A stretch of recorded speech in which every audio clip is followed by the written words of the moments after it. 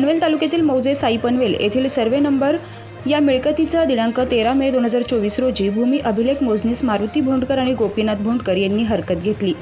हरकतदार मारुती बोंडकर आणि गोपीनाथ बोंडकर यांच्या मालकी हक्कात सर्वे नंबर 107 या शेतामध्ये वाडवडिलांपासून सुमारे 60 ते 65 वर्षांपासून भात पिकाचे उत्पन्न घेत आहेत।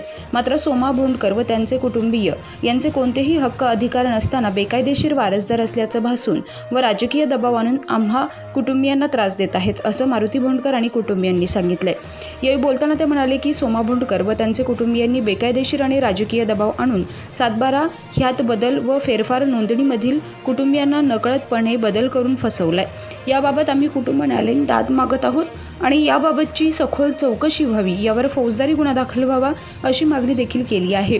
तसेच फेरफारमध्ये नोंद आणि अन्य मिळकतीबाबत अप्पर जिल्हाधिकारी अलिबाग यांच्या न्यायालयात दाखल असून सदर अपिलाचा अंतिम निकाल पारित केलाय।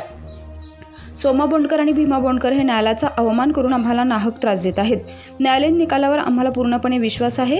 न्यायालयाचा जो निर्णय असेल तो आम्हाला मंजूर असेल, असं कोकण संदेशी बोलताना सांगितलंय। मात्र या गुंड प्रवृत्तीच्या व्यक्तींना आळा बसेल का, यासाठी मारुती बोंडकर व गोपीनाथ बोंडकर हे मागणी करत आहेत। माझे वडील मारुती महादेव बोंडकर आणि माझे काका गोपीनाथ गणपत बोंडकर आणि आमचे सर्व कुटुंबीय गेली 60 ते 70 वर्षापासून ही खालची सर्वे नंबर मौजे साई येथील जर बघितले तर खालची पाठीमागे जी जागा दिसते आपल्याला ती सर्वे नंबर 107चा 1 दिशा नंबर 1 ही आमच्याकडे वडिलोपार्जित आहे, वडिलोपार्जितपासून आहे। त्याच्यावर फक्त आमचं 7/12वर सध्याच्या घडीला नाव नाही आणि त्याच्याबाबत दिवाणी स्वरूपाचं तसेच अप्पर जिल्हाधिकारी साहेब यांच्याकडे एक फेरफारांबाबत जे बेकायदेशीररित्या घडवले गेलेले आहेत त्याच्याविरुद्ध अपील देखील दाखल आहे आणि त्या अपिलामध्ये कलेक्टर साहेबांचे स्थगिती आदेश आहे। तर आत्ताच्या घडीला ज्यांचं नाव 7/12ला मिळकतीवर आहे, बेकायदेशीर ते लागलेलं आहे, त्यांनी या जागेची मोजणी करण्यासाठी अर्ज दिलेला आहे आणि त्या मोजणीसाठी आम्ही सविस्तर हरकत देखील घेतलेली होती, परंतु त्याच्यामध्ये कुठलीही सुनावणी न घेता पुन्हा एकदा त्याच्यामध्ये मोजणी करण्यात आलेली आहे। जागेवरती आम्ही आता हरकत देण्यासाठी हजर झालेलो आहोत, तरी देखील आम्ही या सर्व पेपर्स वगैरे दाखल करून देखील मोजणी अधिकारी संगीता पाटील ह्या इथे मोजणी करण्यासाठी काही राजकीय दबावाखाली करत आहेत। आमच्या हरकतीवर कुठलीही सुनावणी न घेता, कुठल्याही हरकतीवर नोटिसा न काढता याबाबत त्यांचा प्रयत्न चालू आहे आणि गेली 70 वर्षापासून ही आम्ही जमीन कसतोय। याचे पुरावे आमचे बाजूचे शेतकरी देखील सांगतील। गावातील कोणती व्यक्ती याबाबत या सर्वे नंबर 107च्या बाबत डीपीचं जे शेत म्हणून ओळखलं जातं या गावामध्ये, त्याबाबत कोणीही गावातील व्यक्ती सांगू शकतात।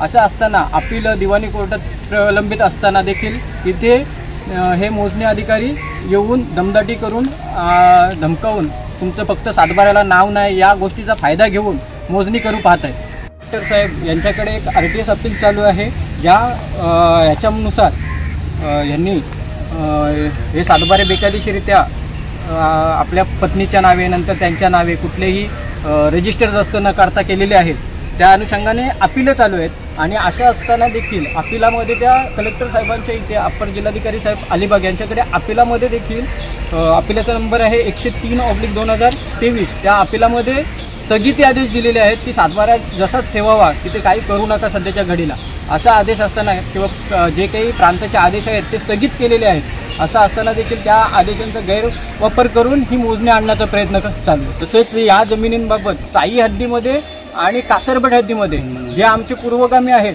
त्यांचे वेगवेगळे दोन्ही ठिकाणी वेगवेगळे वारस नोंदी झालेले आहेत। याच्यामध्ये कुठेही साम्य दिसून येत नाही, त्याची चौकशी योग्यरित्या होणे गरजेचे आहे। त्याच्यानंतरच याचं ठरवावं की मोजणी करावी का नाही।